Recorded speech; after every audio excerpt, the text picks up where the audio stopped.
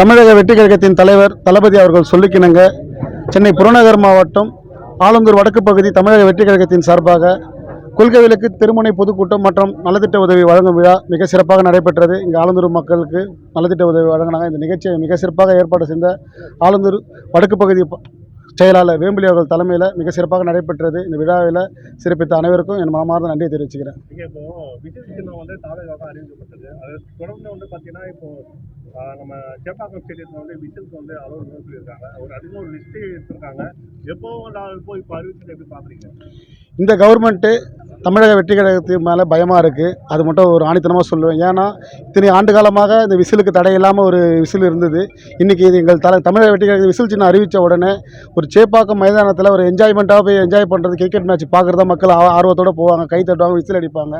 அந்த மாதிரி ஒரு விஷயத்தை தடை பண்ணுறது முற்றிலும் கண்டிக்கத்தட்டான ஒரு விஷயமாக நாங்கள் ஏற்றுக்கிறோம். ஏன்னா இது வன்மையாக கண்டிக்கிறோம். ஏன்னா எந்த ஒரு நாட்டிலையும் இதுமாரி அநியாயம் நடக்காது. தமிழ்நாட்டில் இதுமாரி அநியாயம் நடக்குது. கண்டிப்பாக விரைவில் ஆட்சி மாற்றம் நடக்கும். தமிழக வெற்றிகள் ஆட்சி கட்டில் ஏறுவார்கள். இப்போ தொடர்ந்து பிசிசிஐ தமிழ்நாடு ஸ்போர்ட்ஸ் அகாடமியும் பார்த்தீங்கன்னா நாங்கள் அது தடை விதிக்கல, போலீஸாரால் அதை விதிச்சிருக்காங்கன்னு சொல்லியிருக்காங்க. இதை விசில் சின்னத்தை அங்கே எடுத்து போட தடை விதிக்கிறது மூலயமா அரசாங்கம் என்ன சொல்ல வருதுன்னு நினைக்கிறீங்க?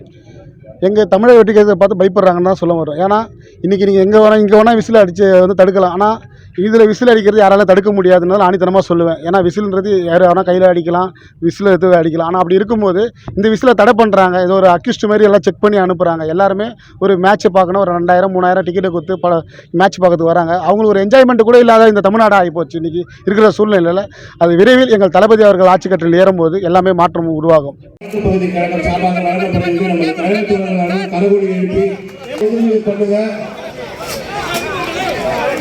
இறங்கி போறதுக்கு வழி கரெக்டா விட்டுருங்கப்பா.